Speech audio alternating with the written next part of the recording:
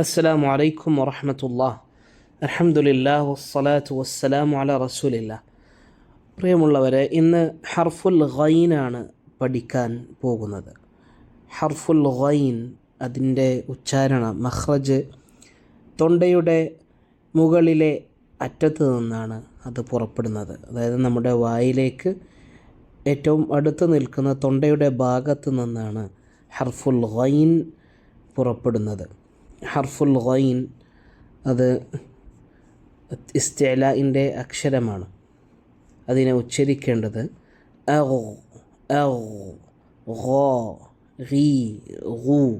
ഈ രൂപത്തിലാണ് ഉച്ചരിക്കേണ്ടത്.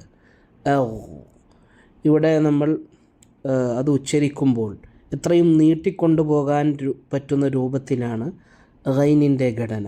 അതായത് എന്ന് നമ്മൾ ഇങ്ങനെ നീട്ടിക്കൊണ്ടുപോകാൻ പറ്റും.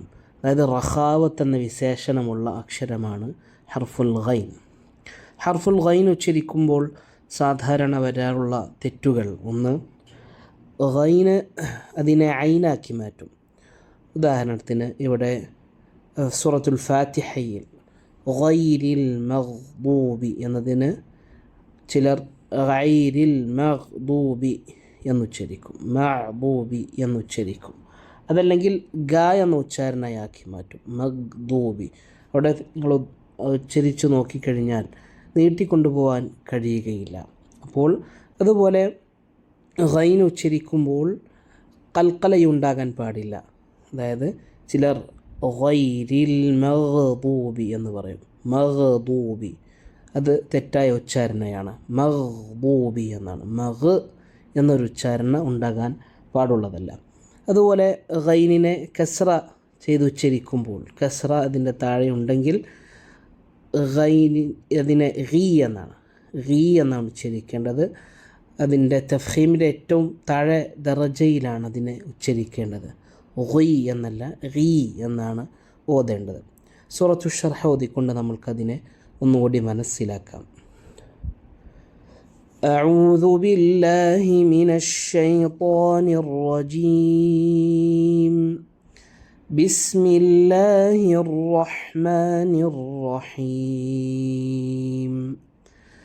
ألم نشرح لك صدرك ووضعنا عنك وزرك الذي أنقض ظهرك ورفعنا لك ذكرك فإن مع العسر يسرا إن مع العسر يسرا فإذا فرغت فانصب وإلى ربك فارغب.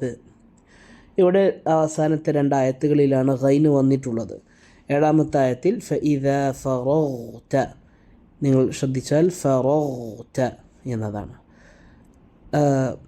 ഇവിടെ നേരത്തെ പറഞ്ഞ അതേ ഉദാഹരണം, അതേ തെറ്റ്, ഫറഗ്ത എന്ന് വരാൻ പാടില്ല. അതുപോലെ ഫറഅത എന്നും ഉണ്ടാകാൻ പാടില്ല, ഫറഗ്ത എന്നതാണ്. അതുപോലെ എട്ടാമത്തെ ആയത്തിൽ ഫർഗബ് എന്നാണ് ഓതേണ്ടത്. അള്ളാഹു അനുഗ്രഹിക്കുമാറാകട്ടെ. അസ്സലാമു അലൈക്കും വറഹ്മത്തുള്ളാഹി വബറകാതുഹു.